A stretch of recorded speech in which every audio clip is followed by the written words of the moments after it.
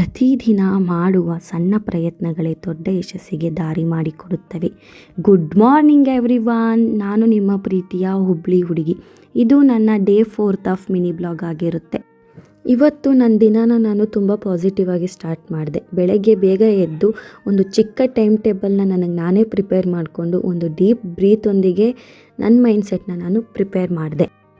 ಯಾಕಂದರೆ every day ಒಂದೇ ಥರ ನಾವು ಇರೋದಿಲ್ಲ.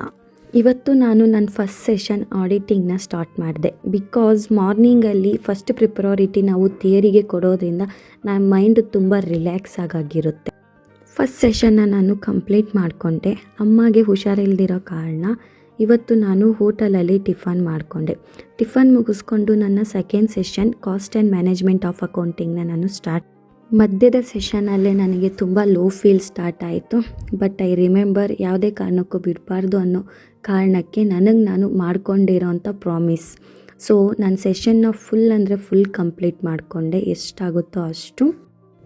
ಸೆಕೆಂಡ್ ಸೆಷನ್ನ ಕಂಪ್ಲೀಟ್ ಮಾಡೋ ಅಷ್ಟರಲ್ಲಿ ಮಧ್ಯಾಹ್ನ ಆಗಿತ್ತು. ಸ್ವಲ್ಪ ಲಿಟಲ್ ಬ್ರೇಕ್ ತೊಗೊಳ್ಳೋಣ ಅಂದ್ಬಿಟ್ಟು ಔಟ್ಸೈಡ್ ಹೋದೆ. ಮಳೆ ಕೂಡ ಬರ್ತಾ ಇತ್ತು. ತುಂಬ ವೆದರ್ ಕೂಲಾಗಿತ್ತು.